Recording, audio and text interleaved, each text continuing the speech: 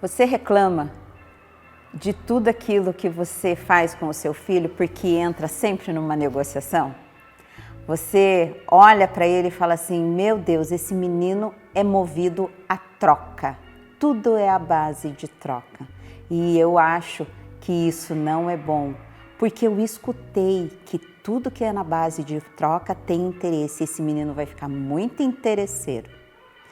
Meu nome é Ana Mesquita, eu sou analista corporal e a gente está gravando uma série chamada Receitas de Desgraça, que você escutou enquanto seu filho estava pequenininho, você estava educando e sempre tinha alguém para falar alguma coisa que não prestava sobre o caráter dele. E o caráter de troca não é ruim, ele acontece sim. Você tem um filho que tudo para ele parece que se eu fizer isso, o que eu vou ganhar em troca? Ou se ela me pedir alguma coisa, o que será que eu vou ter que dar em troca para ela? É a base do interesse, sim.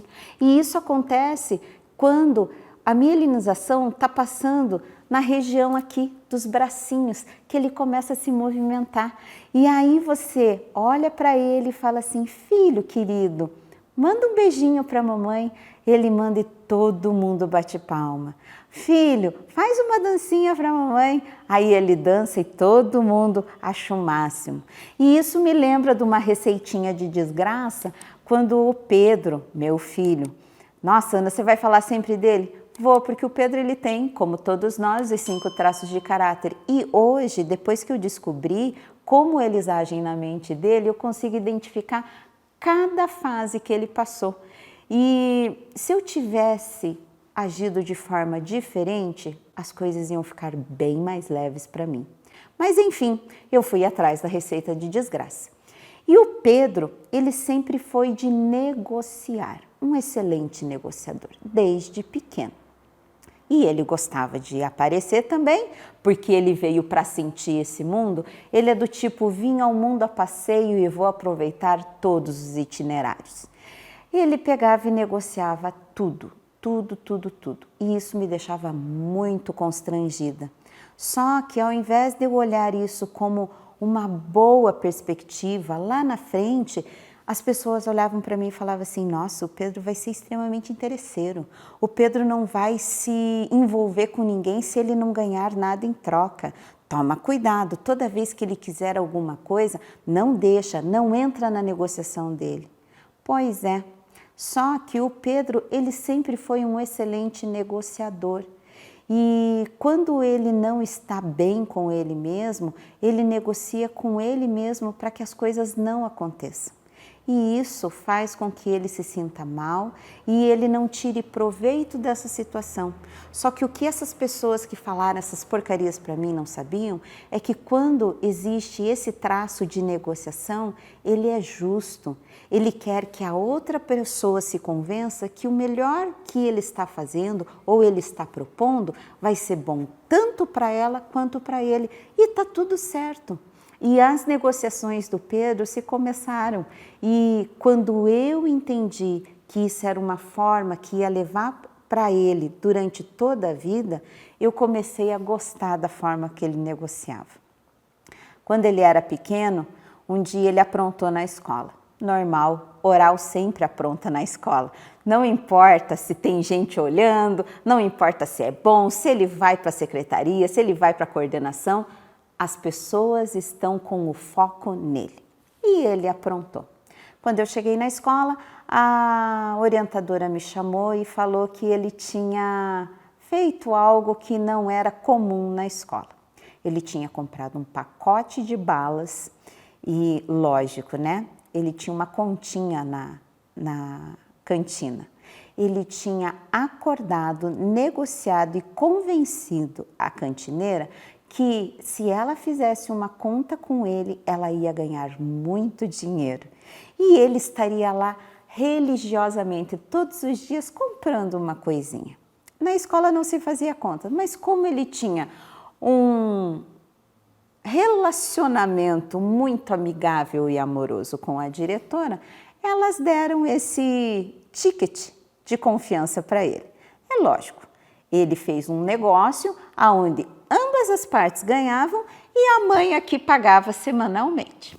Eu não sabia disso, fui saber depois. Enfim, ele comprou uma quantidade avassaladora de balas, distribuiu para a escola inteira, porque ele não podia ter provas para levar para casa. Bem articuloso nas coisas que ele fazia. Quando eu cheguei, eu soube disso tudo, entramos no carro e eu comecei a conversar com ele. E ao tempo que eu ia falando as coisas, ele não ia me respondendo, porque ele travava, porque ele já tinha feito merda. Então, para que ele ia fazer mais merda falando para mim que ele tinha entrado em negociação com a cantina? Não tem problema. Chegamos em casa e eu fiquei muito brava com ele, porque ele não me contou a verdade sobre essa negociação. O Pedro tinha 5 anos. E eu peguei e falei, suba e depois nós vamos conversar. Eu sou do tipo de mãe, naquela época, onde a conversa da gente era com uma varinha no bumbum, lugar certo. Nossa, Ana, você espancava seu filho. Não, eu não espancava. Esse era a minha relação de disciplina com meu filho. Uma varadinha na bunda dele, a gente resolvia os problemas, depois ele me abraçava e pedia para eu acalmar. O ladinho oral dele gostava de resolver as coisas em conjunto. Então, se você tem um filho e que você pensa da mesma forma que eu, aonde você não violenta o seu filho, aonde você não joga as tuas raivas em cima do seu filho, lembre-se que para resolver as coisas precisam ser resolvidas e ele tem que estar junto com você, porque é assim que para ele resolve e ele entende que você não está abandonando e também não está molestando ele de forma nenhuma. Ele não se sente agredido, ele se sente educado. Enfim, essa é a minha visão de disciplina. E como eu não queria estar braba com ele para que ele pudesse ser disciplinado, eu mandei ele subir e fui fazer o lanche da tarde. Só que eu esqueci dele. E naquele dia, o Pedro, noveleiro do jeito que ele era, com 5 aninhos, ele queria assistir o último capítulo da novela preferida dele. E ele via que eu não subia para resolver a questão. E ele via que eu não resolvia a questão porque eu não subia. Chegou uma hora que ele desceu, olhou com os olhinhos muito fixos em mim e falou assim: mãe, você me bate de uma vez porque hoje é o último capítulo da novela que eu assisto. Aí a gente resolve as coisas, tá bom para você assim? E foi assim que ele negociou. Para ele estava justo, ele ia ser disciplinado e depois ele assistia a novela. Ele me dava o bumbum para dar uns tapas e eu dava a televisão para ele. É assim que se negocia quando eles estão bem. E isso acarretou todo o processo de negociação do Pedro até hoje. Ele é um excelente negociador.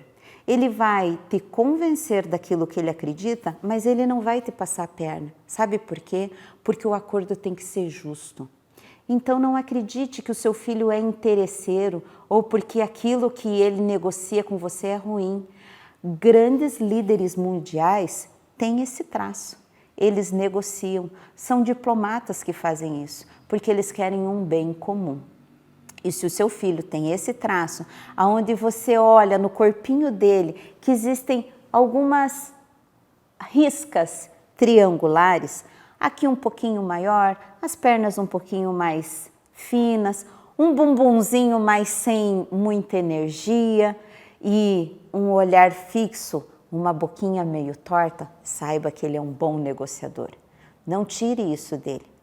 E como sendo bom negociador e ele é mais racional, ele não vai demonstrar muito carinho, amor, essas coisas que nós, orais, gostamos. Ele vai ficar mais distante porque ele vai perguntar primeiro: será que eu vou ter que dar o meu amor para ela para conseguir o que eu quero?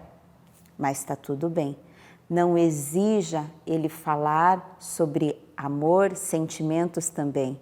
Converse com ele e negocie. Aproveite, aposte nas argumentações dele, que a sua vida vai ficar mais leve. Se você gostou desse conteúdo, se você tem um triângulo invertido dentro de casa, tanto filhos como marido, ou se você é assim, comenta aqui embaixo. A gente vai gostar de saber qual vai ser a sua negociação para saber mais desse conteúdo.